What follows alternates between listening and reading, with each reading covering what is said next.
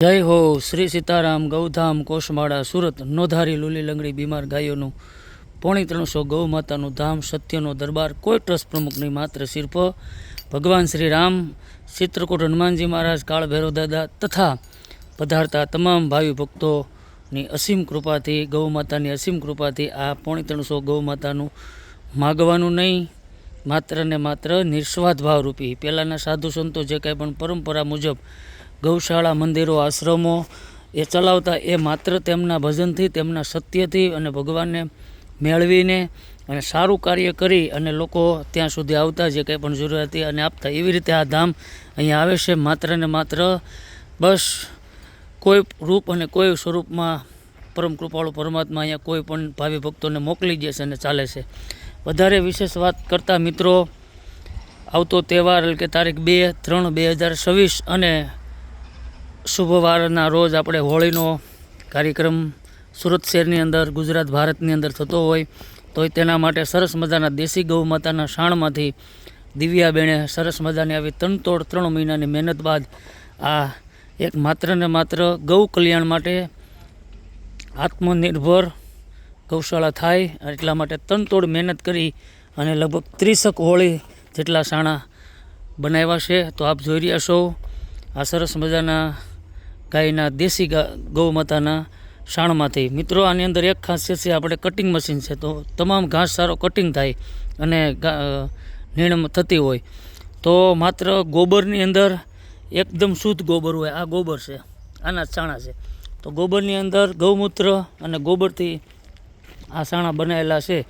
તો જો આ હોળી ગોબરના શાણામાંથી થાય તો વાતાવરણ શુદ્ધ થાય, મન શુદ્ધ થાય, તન શુદ્ધ થાય અને ઘર પરિવાર ગામમાં, સિટીમાં, શહેરમાં એક શુદ્ધિ થાય.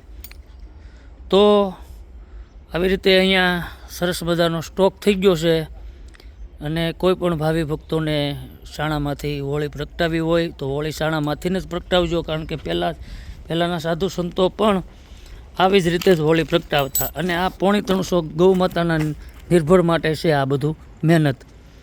કારણ કે આપણે કોઈ ખીયનો માંડો, કોઈ દાનપેટી બહાર સુરત ગુજરાત ભારતની અંદર અથવા તો સુરત ગુજરાત ભારતની અંદર 1 રૂપિયો ગૌ માતા માટે પરમ કૃપાળુ પરમાત્માએ માગવા નથી દીધો અને માત્ર ને માત્ર બસ વગર માગે બધું ધામ ચાલે છે.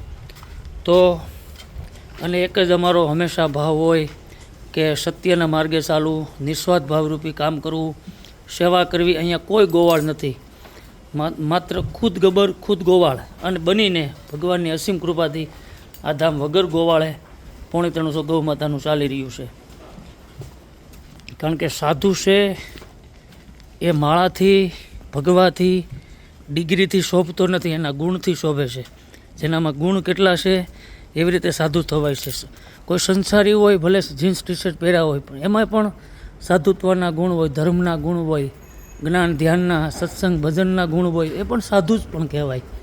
તો સાધુનો ધર્મ છે સત્યના માર્ગે હાલવું, સહન કરવું, સર્જન કરવું, ધર્મને જાળવી રાખવો, એક ગાયમાંથી અનેક ગાય કરવી અને અહીંયા જે કાંઈ પણ અજ્ઞાની જીવો આવે એને સત્ય વાત કરવી, જ્ઞાનરૂપી વાત કરવી, સત્સંગની વાત કરવી, આધ્યાત્મિક જીવન તરફ એને લઈ જવા. બસ આ જ એક જ પ્રયાસ.